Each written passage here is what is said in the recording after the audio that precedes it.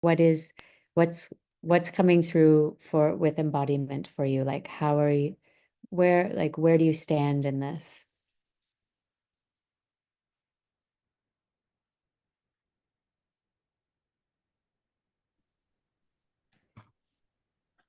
I have been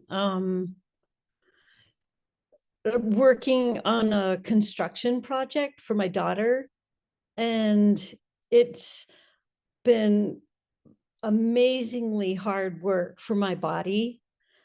And so now, but now after doing it for a month, pretty much every day, my body is feeling really sort of strong, and I've got the power that gives me. I feel that back again. I used to be a carpenter 40 years ago, but getting it back, feeling that strength and feeling the sort of pain in my hands all the time, um, it just makes me feel really like I have a power, a new power. That's an old power. Yeah, it sounds like it. That is powerful, right? To feel the strength in your body. Wow. I also dislocated a rib while I was using a hammer drill, and which the rib is very close to my heart, or it feels that way in my body. So I'm feeling like as I do my work with my medicine, I'm feeling both the like tingling in my chest from the medicine, but also the pain of my rib. So it's very, two very opposite feelings right in the same place. It's kind of cool. Right over your heart with Wachuma, the heart medicine. Amazing. Thank you. Luna. Okay, I think I can talk now. I think I can use my words now. Thank you, Amelie. That was really beautiful. I think we do have some similar assignments. So I'm usually guiding people the way you just guided us. And it was such a good reminder that sometimes, right, a lot of we need to be guided. Even just having your voice, I drop into my own meditations and scan my own body every day, but having you guide me through it was different, and it really helped me feel things that I needed to feel. So thank you for that. I felt a significant difference from side to side. That's what I was talking about, the feminine and masculine. My right side feels very sore. Like it started in my jaw, went down my neck, like my whole right side. And then when you asked if there was a part that we couldn't feel, I noticed like I wasn't really having sensation in my left side, and it was almost split right down the middle. And I thought, what is that lack of sensation? And then it shifted to, well, it's not really lack of sensation. Your right side is just feeling very sore. And so then I was able to, relax that right side a little bit. So thank you for that beautiful guidance. And then just in general, shout out to Washuma. One of my intentions and asks and prayers was to de-armor. And that just sort of popped through as a last minute request. And boy, I wasn't even aware how much I do and teach yoga and embodiment and breathwork for a living. And here I was like having all kinds of armoring in my upper body. And just every day I'm feeling it just sort of melt away.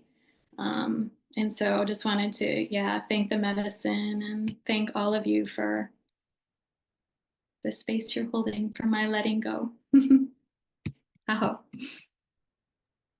Oh, yeah, it is always interesting when going into the body, noticing a lot of times people will look to what hurts or what is strained.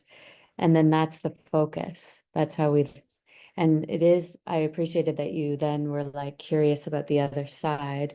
And then like, oh, okay, it's because I'm focusing on what's really speaking, but there is something else here. So it's like starting to focus on those areas that aren't for example, painful, but that are pleasurable. Like this is something that I've been practicing in this, and it brings out a whole new element. Is there one more share? For me,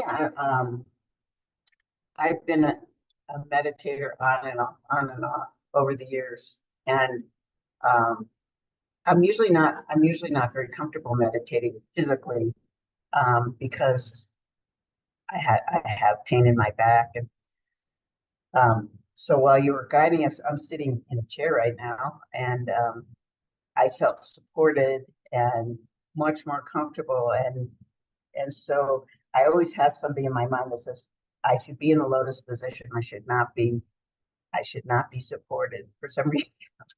I don't know.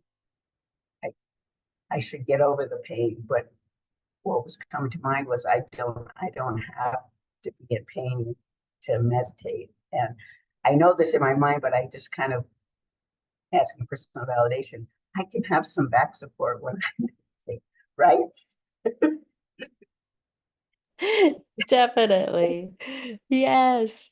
That's amazing. That can transform it, right? Like, because there's a motivation to do the practice. Yeah. Yes to back support.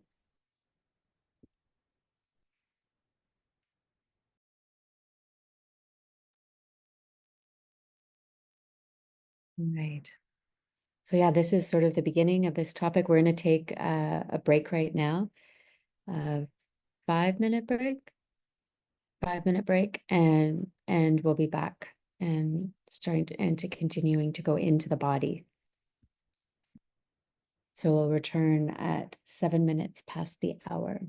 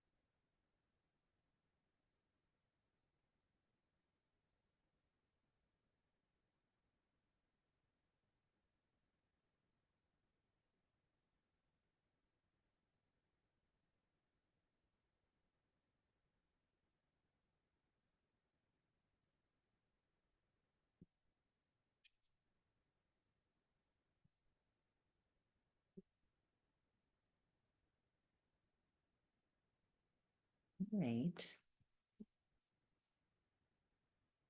So welcome back. A few people still dropping in. We are going to pick up from the shares that we just had, and even reflecting back on some of the shares at the beginning of this call, which I was noticing, some of the conversation about how we're feeling in the body and kind of moving through dense energy or stuck energy. And so I want to start this next piece on the idea of awareness and embodiment to kind of give an overview of the way in which we are going to look at this. And we're looking at both awareness and embodiment and kind of them playing with how they can toggle, back and forth between each other. So we're going to start with the idea of like the power of awareness and what that brings in, and looking at these types of practices that we just did, for example, with the felt sense awareness. And then where in those processes we might start to feel or recognize imbalances in ourselves, in our bodies. And then taking that deeper into the nervous system and looking at both the parasympathetic and sympathetic nervous systems, and then finding particular embodiment practices that will help us to restore some of the areas in our bodies that might feel fatigued, or to bring forth more energy, or just having that awareness now lead to ways in which we can start to bring forth practices. And then hopefully from those practices, coming into a place where we can then start to develop new habits and new belief systems, if it's related to the mind, or new emotional states of being, to give us more tools, basically, to start to work with what is coming up for us. So that's kind of the place where we're going to move into in this next week. And when I think about the work that we're doing here in this third week, it really feels as though we're starting to look at ourselves in the way that we're taking it from, I think of it as a shamanic perspective, where most everything that we're experiencing in our body, in our mind, in our emotions, that feels like an imbalance or something that feels out of alignment is understood to be that of a spiritual misalignment. And so although we might not see what it is, we might not see the cause or the root of what it is that we're experiencing on this physical realm, what we're working with this week is bringing awareness to that which we are feeling. What do we feel in our physical body? What do we feel in the dense, more gross realms of our awareness? And that's a great place to start, because our bodies are great messengers. So to give ourselves the opportunity to start to quiet the mind and to start to pay attention to the body, and knowing that it's constantly speaking to us. We're receiving communication through our emotions, through our states of beings, through our needs, the things that our bodies, subtly poking at us about, and the things that it slams us with sometimes. And so, during our lives, sometimes we're just not really paying attention. And so we oversee these little cues until they become bigger cues. And then we end up with, greater injuries or dis-ease in our body or illnesses. And so if we're really wanting to, in this work with microdosing, navigate some life changes, it's really essential to develop the skill of awareness, and there through practicing embodiment. And so this is really tangible in the work that we're doing, because there are actual practices that we can start to do to bring more awareness forth. And the first step towards awareness is really, or the first step towards embodiment is having that awareness. And so when we did this work with that felt sense, the idea was that we were starting to look at how we feel in our minds and our bodies and our spirit, and to bring that awareness into a place where we start to notice it as an internal experience that is manifested often in a physical sensation or a thought or an emotion. And so it might sometimes be difficult to really recognize what's going on, or even to acknowledge it. And that might be a part of your practice too, is to ask yourself, why is it that I'm not paying attention? Why am I choosing to disregard the messages that the body sends to me, or the signals that I'm receiving? And, maybe there's a fear that needs to be uncovered, or I feel like it's very similar to people going into ayahuasca journeys. Oftentimes, we're really faced with confronting what might be uncomfortable. Oftentimes we're faced with the reality of who we are, and what is at our highest state of consciousness, meaning that the medicine will bring forth in front of us the levels of consciousness that are most alive, but that we might not be paying attention to. And so in that, oftentimes we reach conflict, or we feel fear, or we feel discomfort. And so if we are unwilling to examine some of those uncomfortable truths, then we might not ever get to the place where we get to start to shift our lifestyle, our belief systems, and our health. And so just considering this for yourself, where it might be that you're not allowing yourself to be in awareness, and perhaps why is that for you? So we are hopefully going to go, past this place of where we have resistance, and into a place, because of the medicine supporting us, where we can start to dive in a little bit deeper to those sensations and the awarenesses that we're feeling in our bodies. And I think, as I mentioned, starting with the dense energy is a little bit easier. We don't have to dive into the root cause of why I feel this way, or what that mental construct is about, but instead just feeling it in our body and asking ourselves to go through the scanning process again and again. And with that felt sensation meditation that Emily is guiding us through, we can say to ourselves and to our body, I am here, I am listening, I am bringing awareness with curiosity, with softness, with compassion. And then we take note. And those are the things that we journal about in our DMT, in our daily mood tracker. And this will really help us to start bringing forth more self-awareness, and hopefully without the resistance of the fear of it and or the self-consciousness of it. And I think this is also worth mentioning, that there is a difference between self-awareness and self-consciousness. And sometimes going into the levels of self-awareness bring up some self-consciousness, like, oh, I don't like that about myself, or I feel insecure about this. So when we get further into some of the practices, those might be, shifting some of those thought patterns to maybe new affirmations or words that are softer in nature for you. But the self-consciousness can sometimes be a block to self-awareness. And so looking at this as an opportunity to look at yourself, to be interested in looking at yourself without the fear of what you may find, and really knowing that these are what the medicines are here for. They're meant to bring these things to the surface so that we can start to work with them, so that we can start to deepen our practice and our understanding of self. And ultimately, at least in the path of yoga, that is what we are here for. We are here to be in union with the divine through self-realization, through the self-discovery process. And the medicines are really beautiful spiritual partners on this path. So I want to invite that, just that attitude around our awareness, that we are bringing it in a way that is for a bigger purpose of deepening into this knowing of self. So some of the things that I think, when we are starting to scan our body and we're starting to notice what is alive for us and what isn't alive, like, where do I feel, where don't I feel? Sometimes, like we mentioned, maybe you'll feel on the right side and not on the left, or vice versa.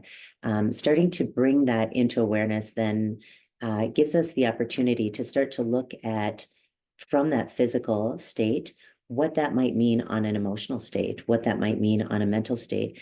And so any anxieties or blocks, that come through, maybe you look at what that might be doing to keep you from inner peace, to keep you from love, that is keeping you from balance or harmony. And just ask the question. You don't have to have an answer. Just ask that of your body. How is this keeping me from XYZ, whatever that means for you, that you are looking for, to find that state of peace for yourself. And then it also might bring up or remind you of or guide you towards certain lifestyle habits that are ready to change. Maybe it's something that, I always wake up with this pain in my hand, and maybe I'm needing to look at, the way that I'm sitting at my computer, or that's physically a lifestyle change that I can make that will adjust that physical ailment in my body. Maybe there's certain unhealthy behaviors or belief systems that you might notice, certain statements that you say to yourself. And I bring this often to the body again, because I think that for some of us, we might look at our bodies or look at ourselves in the mirror or just think about our bodies and not necessarily have an immediate positive thought. It might be that we naturally go straight to a negative thought. And if that is the case for you, then how can that belief system or that thought that you've embedded, or that somebody has embedded for you, how can that start to shift? And so how can you practice standing in front of the mirror, looking at yourself, starting to talk to yourself in a different way? And I'm, again, just using the body as an example, because it is the most gross, dense part of ourselves. And if we start there with this practice of honoring the body, it is going to start to shift the way in which we speak to ourselves on all levels. And if this isn't an issue for you, if you're somebody that, looks in the mirror and is just like, hey, I look great today, awesome. Then the next step is, how do you celebrate your body? How do you celebrate that which you are given, and look at it as a temple, and start to treat it in a different way? And that might mean, oh, I'm actually going to start to bring in some of those cleanses that Kobe has recommended, or I'm going to start to look at new ways of exercising, that are going to really honor the way that my body wants to move, instead of the way that I have been told that I should. So starting to look at your body as a temple, as the first step of, like, how we can start to shift the way that we are talking to, speaking to, engaging with our bodies. And Another piece of this, I feel, is that when we're looking at the reflection of the body through the emotional, or the reflection of the emotional mental state through the body, is when we find areas in our body that are sensitive or are uncomfortable, or just are speaking to us, ask it if there is a trauma there that needs some of your attention. Again, it doesn't need to be resolved. It doesn't need to be something that you have to figure out in that moment. It's just simply recognizing, as they say, the body keeps the score. And so if you're feeling something, here in your right shoulder, is there a trauma from your past? Is there a trauma from your past lives? Is there a trauma from your ancestry of carrying weight, that has been there and stored up there and cellularly now showing up in this physical realm? So again, not necessarily having to figure it out, but just simply starting to ask and be curious about what's showing up in your body. And in yoga, we call this process of, what we're thinking about and what we are engaging in the areas that we're putting our attention. They develop what are called samskaras, and they're latent impressions in the mind. And we continue to go down the same path again and again and think the same thoughts unless we're consciously choosing otherwise. So this becomes an opportunity for us to use our body as a signal to notice where we can start to shift out of those paths of the regular or more patterned way of thinking, and create new patterns for ourselves. And so a lot of the indicators, that we are stuck in a pattern, or that, we are out of balance in some way, might be indicated through our nervous system, and our nervous system becomes deregulated. And so it is important for us to start to take note of the common signs that show up, that show us or indicate to us those imbalances.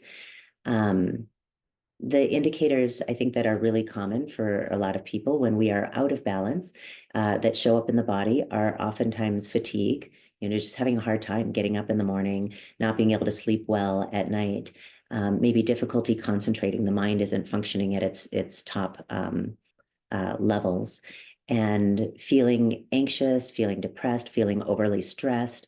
All these things that might normally be okay for you to deal with are suddenly like a big issue.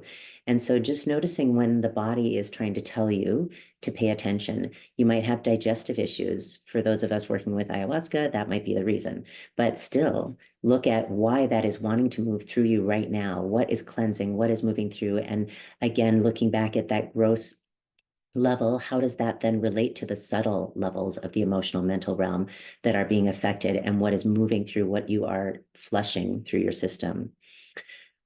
So just knowing that these signs are giving us the opportunity to recognize and have more awareness around what is out of balance, and tracking these symptoms, starting to track, because we don't always know the cause, and we don't necessarily need to know the cause, although we might get there through this process. The more important thing right now is just tracking the awareness of what you're experiencing in your body. So using your daily tracker for this, as well as, every day, I would say, writing down, how am I feeling in my physical body? When I scan my body, what am I noticing? And the goal is really to start to soothe the nervous system, to start to calm the mind and create more space for peace. And so offering a gentle approach here. When we work with plant medicines in a ceremonial experience, oftentimes it's like a quick lesson, and it's a fast kind of hard lesson. It's not always hard, but it's often, you've got those 6 hours and that's it, and it goes in and it shows you what you need to see. In this case, with microdosing, it's a much more gentle approach to a greater opportunity for self-awareness. Versus getting those big hits. We have a longer, protracted period of time that we can start to work with these plants. And so bringing in our breathing practices, breathing in our meditation, doing the things that are going to tap us more into the parasympathetic nervous system, which will calm our mind and allow us more rest, and rather than our natural response or fight or flight of the sympathetic nervous system. So having positive emotions, that our teacher Dodi, she often says, and our teacher Amelia in the jungle, she says, when you're in dieta, only have positive thoughts. When you're working with the plants, only think good thoughts. And it's like, oh, come on. But, it's an ask.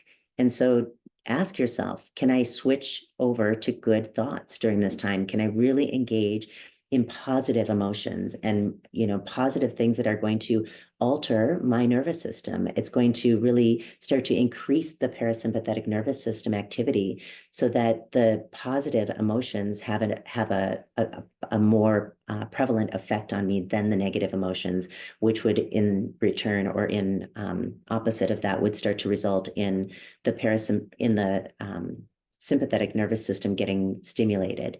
So we want to really be working on calming the mind, calming the nervous system, and activating that parasympathetic nervous system to decrease anxiety or digestive issues or any of the things that we mentioned that might be noted when you're paying attention to the body.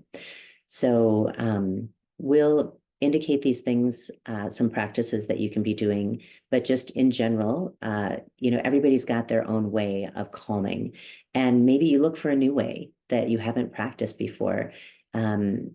Maybe if you don't normally get massage, you book yourself a massage, or you start doing more body self-massage. If you're not out in nature as much as you'd like to be, make that change. Do things that are going to bring more positivity into your life, where you go out and you start talking to the plants and you're just walking barefoot and being out in a way in nature that is calming to the mind and calming to the nervous system. We all know about practicing meditation, so bring that into your life. Know that practice or that meditation course is available to you that is really beneficial. And one thing that I found really important, and it just actually came to me again recently in the last couple of days, is taking moments out of my day, just stopping, just don't do anything for a moment. And this came to me because in the Mayan calendar, we have what's called the Wayab, and it's 5 days out of time. And Kobe also mentioned that in our Washuma journey, that is also, it's essentially a day out of time if we choose it to be so. And I recognize that during those 5 days is when you're not supposed to do anything. You're preparing the soil basically to plant the new seeds. And the new year came, and I was like, oh, I didn't prepare my soil. I didn't sit. I didn't get quiet. I didn't do anything that was nothing. I just did all the things that I normally do. And so feeling into the places that you can start to change, that you have been not paying attention or just doing the same thing over and over again. So again, we'll put some examples on the circle for that. But as we start to get deeper and deeper into this, we will notice what we are embodying and how we're embodying it, and this kind of somatic way of relating to ourselves. And hopefully that somatic awareness will come through in these, what we call the pillars of embodiment. They'll come through the awareness that we've talked about, through the breath practices that Emily is going to be providing, through some sort of movement that connects you to your physical body. And also a recommendation is through sound. Sound also can be a beautiful way to align mind and body.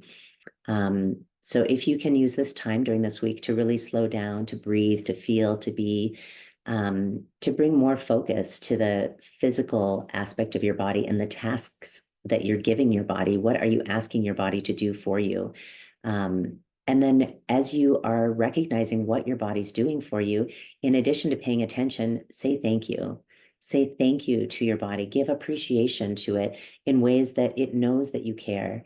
And that might be through some self-love practices. As I mentioned, maybe a massage, maybe it's just getting out of the shower and putting some oil on yourself in a way that's not just, slathering it on and putting your clothes on, but you're actually stopping and pausing and making this a self-love practice. And those kinds of things that we do for ourselves in praise of our body, in praise of the resilience of this body over all these years, the body appreciates and it knows. And again, it is keeping score. It knows how we are treating it. And if we are not treating the body with high regard and high respect and reverence, it in turn, shows us what we need. And we don't want to get to that point where we need to be shown what it needs. We want to be preempting it by taking care of the body. And so as we start to notice the statements and the kinds of messages that the body gives to us, see where you can start to celebrate the aspects of yourself that are working, even those parts that it might be, oh, the shoulder hurts, but but wow, this shoulder feels great. Or, you look in the mirror and normally you're like, oh, I don't like the way I look. Or maybe now it's like, well, at least my hair looks great today. Or, just anything. It's like start to celebrate you and start to celebrate yourself, starting with the body. And so if you can do some pampering, some nurturing, some dancing, just some aspects of showing your body joyful experiences, and see what it wants to do. One of our acupuncturists that we work with, he often tells me that the body is like the child, and it's the one that wants to do the things but doesn't often get the chance to. And so we have to create space for the body to be free to do things that it wants to do, like a child would want to. So maybe that means rolling around in the dirt one day, doing things that just feel a little bit out there. And ask your body what it wants to do if it didn't have to do anything, if you don't have any agenda, any structure, and try to fit those things into your week, this week especially. And with that, see if you can bring in more flow and more expression and more ease and more spontaneity. So that you can start to kind of break the patterns of whatever might be keeping you from that full expression of embodiment, and start to notice those areas, whether it's the self-talk or whether it's a pattern that has been impressed upon you. So I'm going to pause there just with one other aspect of what I think is important for embodiment, which is value.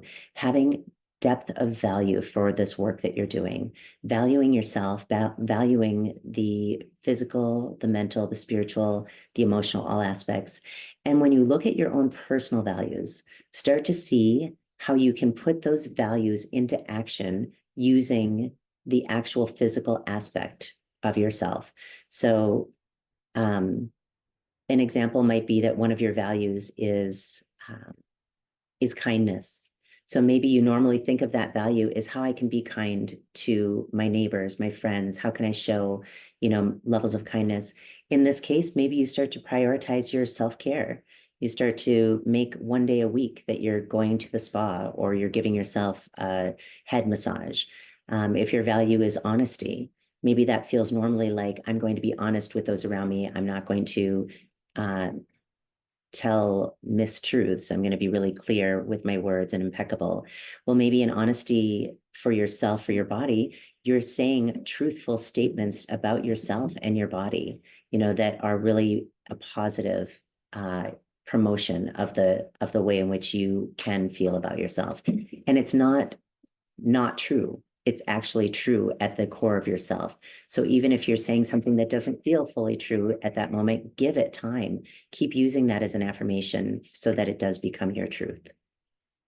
So find your personal values and see how you can integrate them into this aspect of your own personal embodiment, self-awareness, and bringing awareness and embodiment together and kind of toggling back and forth between the two of them, I think will be really valuable. And hopefully you'll feel better in your bodies and start to treat your body as a temple from now moving forward into our ages to come. It's very important. Yeah. Uh-huh.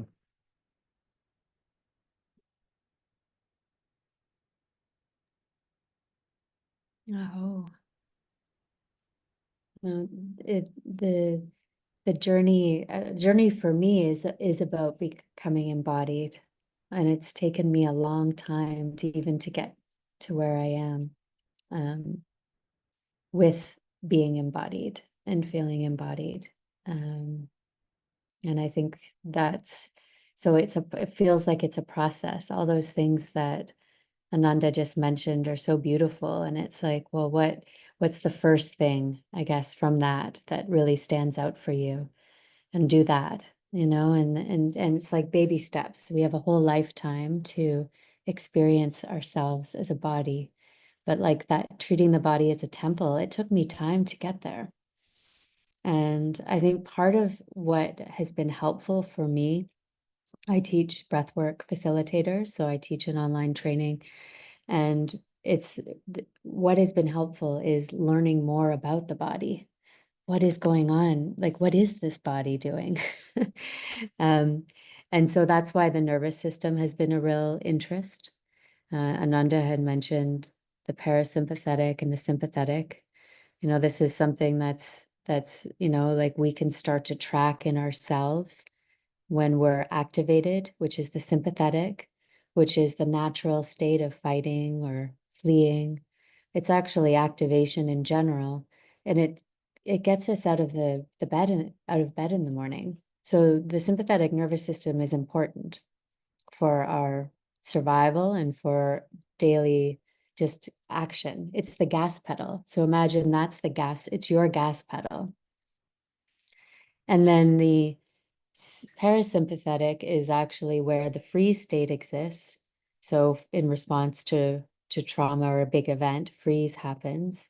So freeze can get stuck in the body. But this is also the place of the body where it's the brake pedal. So it allows us to relax. It allows us to decompress after a day of work. And if either are out of balance, like if one is tuned more to sympathetic, then that's where there's anxiety, high stress, and panic attacks. These sorts of things are the extreme version of the sympathetic state. And then the extreme version of kind of being stuck in the parasympathetic is that freeze state, which could be lethargy, it could be chronic fatigue or depression. And so it's like there's the nervous system can get almost like tuned like an instrument out of balance. And ultimately, with a nervous system that's working well, it actually will flow between states of activation and relaxation, between states of parasympathetic and sympathetic states throughout the day. So this is interesting because then we're like a continuously moving body. And our nervous system is there to make sure that we're safe.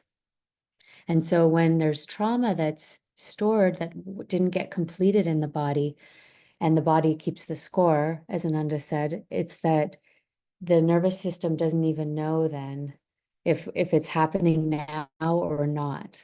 Like sometimes one thought can create a sympathetic response in your nervous system.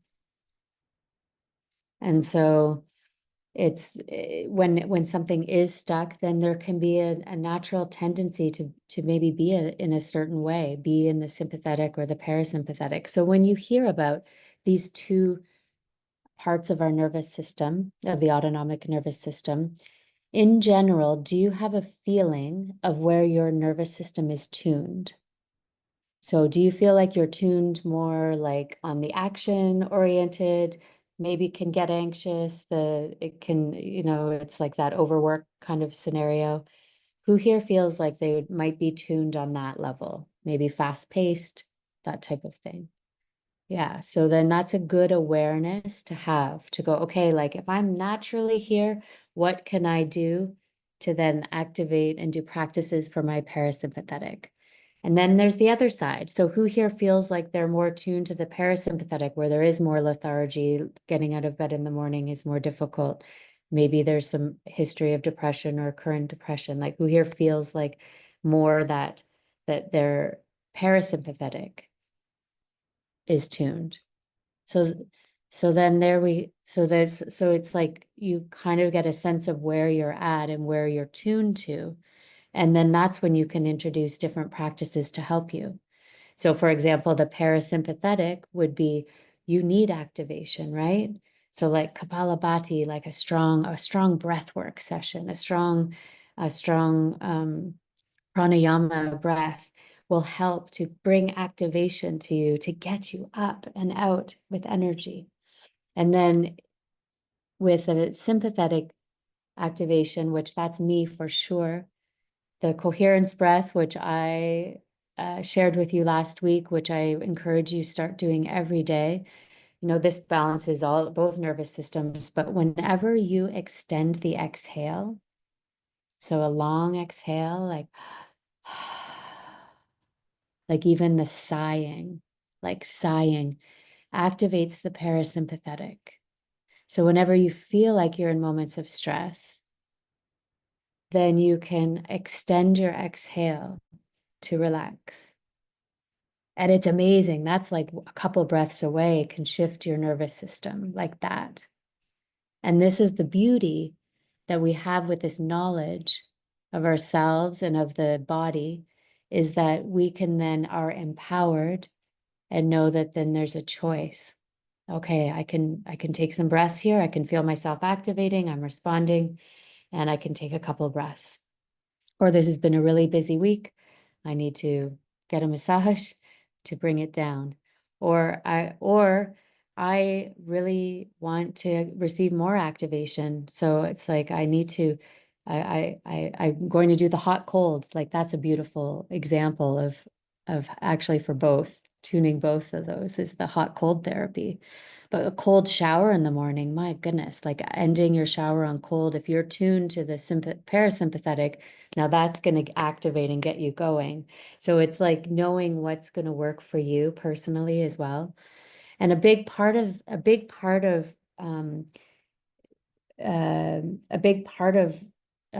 our body, or like something that affects the nervous system, is something called the vagal nerve. The vagal nerve runs from the crown all the way to the gut. It's the longest nerve. It's like a vagabond. It goes through your throat, through your larynx, goes all the way down to your gut, and it's attached to the parasympathetic nervous system. So vagal toning is something. And vagal toning can happen with singing and toning. It can happen with breath. It can happen with anything that is any movements, like movement exercises. So there's I didn't know any of this before. Like I didn't know this about myself. But at one point, like on this journey, on this path, I just knew that I needed to practice chilling out. That was like that was my biggest goal for the day, is how am I going to chill out? Like I'm like, that's my mission here on planet Earth in that moment, because I was so imbalanced. And so I looked at that mission, and it was like a seemingly a fun mission, but difficult. Like I love the hammock. It's a symbol, but when do I sit in the hammock? So, so, yeah, so it's interesting. It's interesting just to take note. They've now studied something deeper than just the parasympathetic and the sympathetic nervous system, and it's called the polyvagal theory, which is the vagal nerve that I'm speaking about, and it's ways that we respond in our environment. And I'm going to place a video in school in the circle, where you can watch this. And I recommend watching it because it'll show you how your body works through these three states, which is like the activated state, the freeze state, and then the natural social engagement state, where we're feeling comfortable engaging. So it's like, when do we move through these? And it's a little cartoon. It's very short, but it'll help you to sort of see how your nervous system works with you throughout your day, as you respond to things, as you're working, as you're playing, as you're driving, as however it is. And so you can understand yourself, your nervous system a little bit more in that way. And so, yeah, I will continue to, the felt sense meditation that I guided earlier is a way to drop in, to feel and sense what's going on as well. And the coherence breath. So that felt sense meditation is also in circle. So you can receive that. So if you want to receive another meditation on felt sense, do that. And then keep going with the coherence breath to bring your body into balance. That is a tool for you. Yeah. Thank you. Excited about your journey within.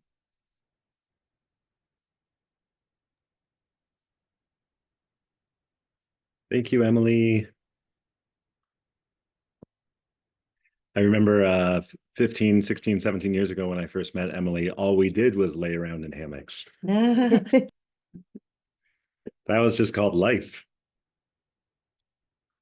Well, we're going to transition a little bit. I know we've been doing a lot of listening the second half, but you have a little bit more to go. So I'll keep it quick and keep it short.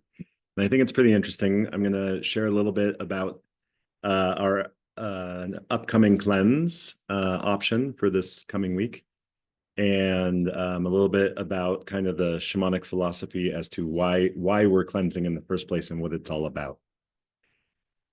So one of the primary reasons that we're cleansing, as described in shamanic philosophy from the Andes of Peru, revolves around this word called hucha.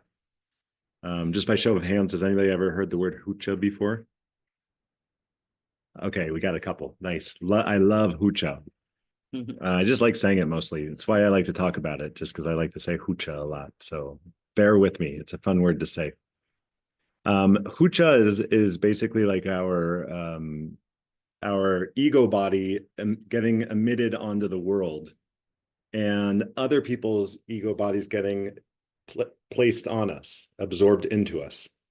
I kind of like to think of it as like a spiritual exhaust that our ego is kind of emitting into the world. And there's this kind of idyllic, egoless being that is oftentimes visualized as kind of a hollow tube. And this is kind of where we're moving towards on this path, is to become a hollow tube. And the hollow tube doesn't emit any ego body onto the world and doesn't absorb anybody else's ego body into themselves. Any kind of spiritual exhaust just passes right through you and doesn't get stuck inside. And you're not emitting your exhaust on the world. That's kind of that perfect hollow tube image. But of course, that's the enlightened ideal, and we're all on our journey and on our path. And so obviously we're not a perfect hollow tube. And so hucha is not a good or a bad thing. It's just an inevitable thing. It's just part of life. So we're constantly walking around emitting our spiritual exhaust on people, and it's okay, because that's just how life works. You can kind of imagine this, if somebody kind of walks in the room and they're having a really bad day, before they even say anything, you can just feel it in your body. You know, you can kind of feel their energy inside of yourself. And that's that idea of hucha. We're taking on their energy. Again, I'm not vilifying this. This is just part of life. In fact, if you're a yoga teacher or a doctor or a healer or work in any of these type of healing modalities, your job is really to open up safe spaces for people to let their hucha out. So you can just imagine it's inevitable that as a teacher, yeah, Luna feels that one. As a teacher or healing practitioner, you're inviting that release, and of course you're getting some on yourself. So there's nothing wrong with that. It just means that we need to kind of constantly and consistently be working with the hucha that's getting into our bodies, and being mindful about not putting too much of our hucha onto others.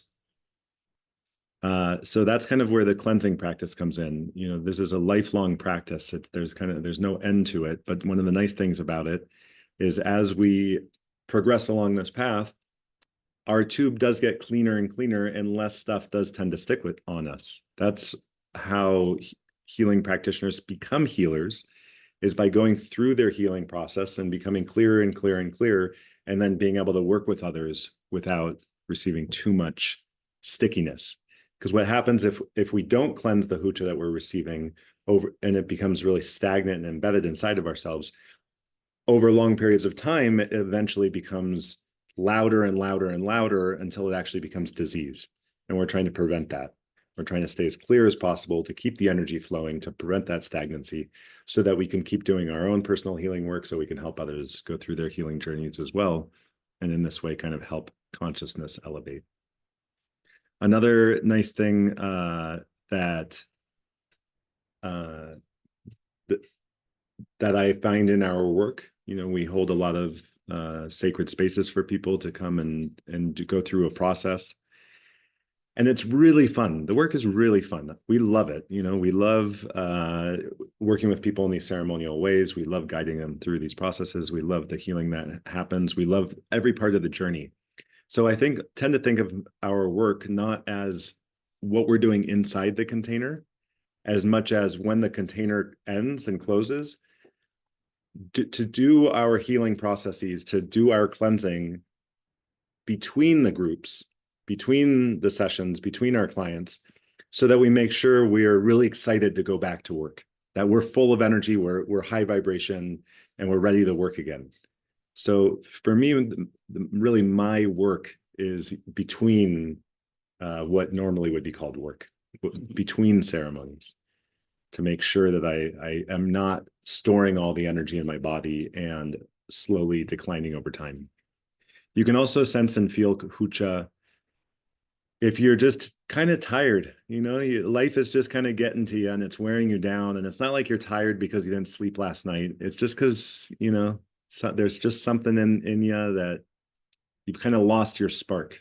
Well, that's another kind of feeling and sign that, you know, you might have some hucha buildup and the energy is not really flowing and you need to focus in on some more cleansing practices to clean your diamond, to clean the hollow tube. So anyway, that's just a little bit about kind of a perspective that can inspire and motivate us to cleanse more.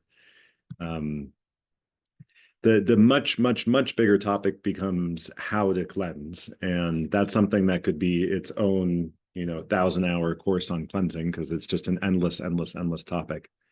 And it becomes particularly challenging to discuss because it's not a one-size-fits-all kind of thing.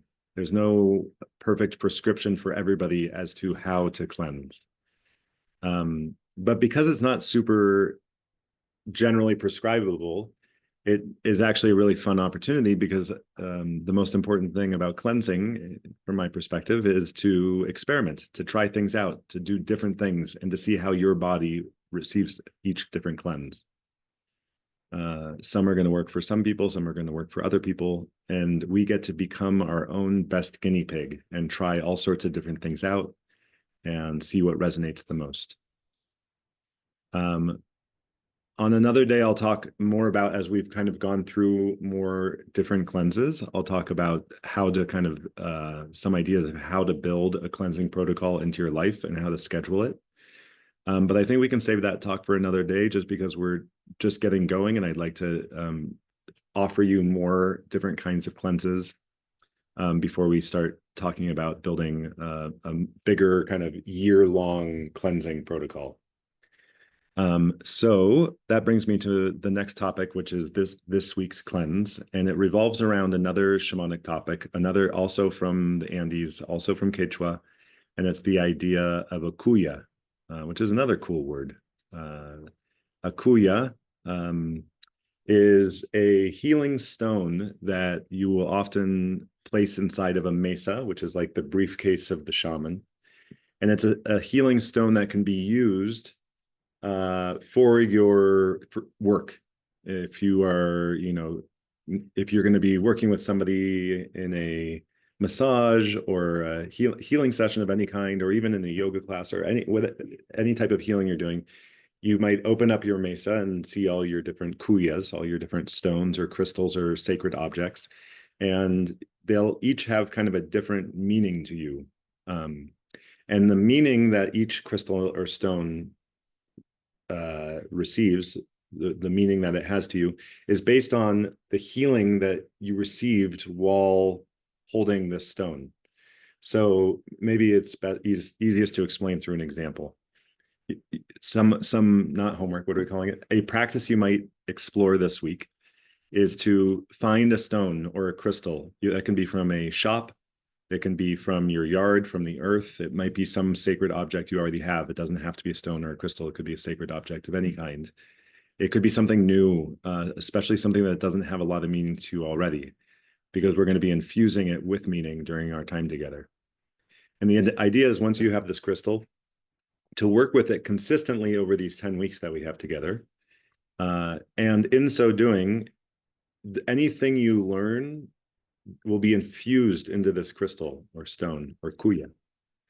And then in the years to come, when you feel like you need to call in that healing power, then you might select that particular sacred object, and that sacred object now is infused with and represents that healing that you went through.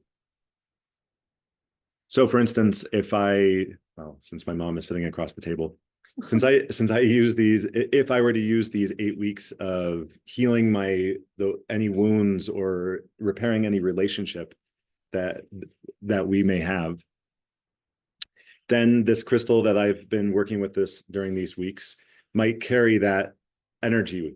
This crystal to me represents healing these motherly wounds. And then when I'm working with somebody in the future who might be going through something similar, I can pull out that crystal, and now I carry that power and am reminded of this healing I went through and can help others heal in the same way. So it's an invitation, if you would like to work with a kuya, to find a sacred stone, a sacred object of some kind in the weeks this week, so that you can sit with it. How this relates to cleansing is it's really nice to take a few minutes. This is a very, very small, effective cleanse.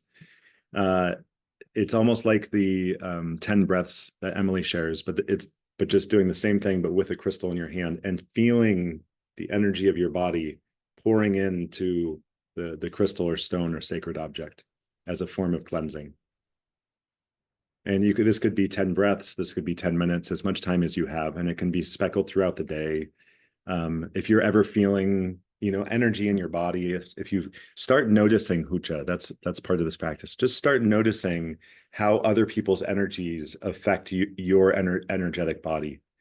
Also take transition times as good opportunities to do this. So if you've been at work and now you're coming home, maybe that's a time to sit for 5 minutes with your kuya, with your crystal, and just feel the energy from your body, all of that hucha, just drain into the crystal.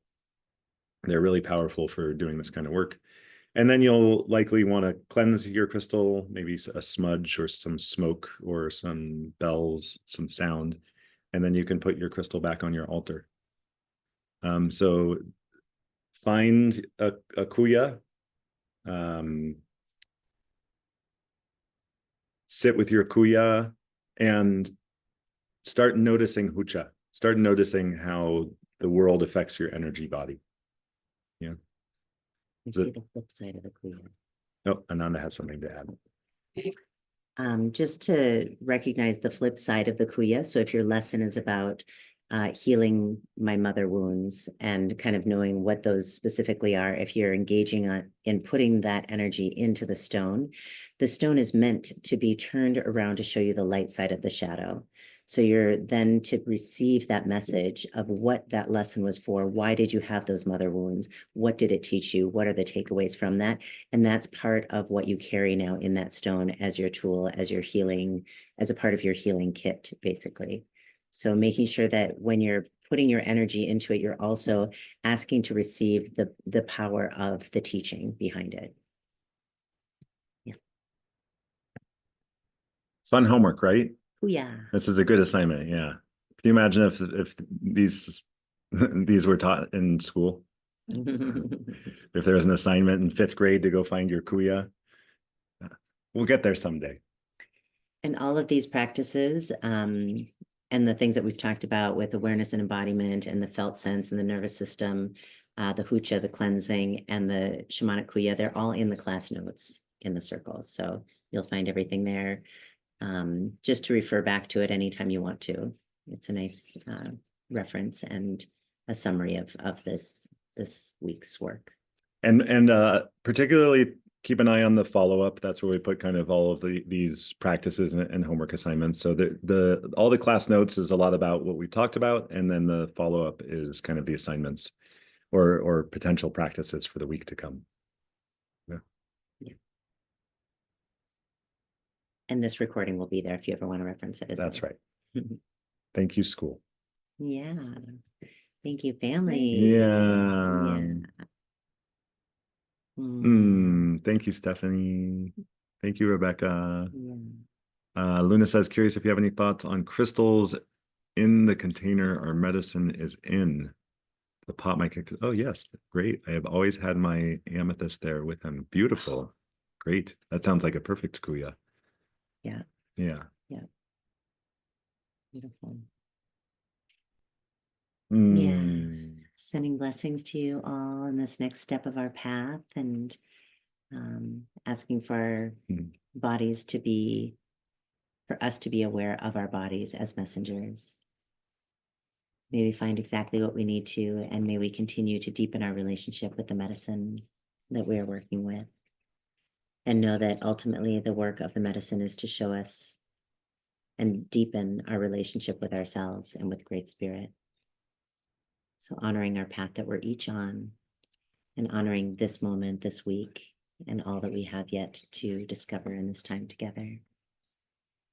Sending blessings of light to your body, your mind, your spirit, and all that is. Aho. Aho. Yes. Aho, aho, Aho. aho. Let's go level up even more. Yay. Okay, family, we'll see you next week. And if anything comes up, or if you need anything, just write it in the circle. Put it in the circle. Yep. Yeah. Aho, love you. Ciao.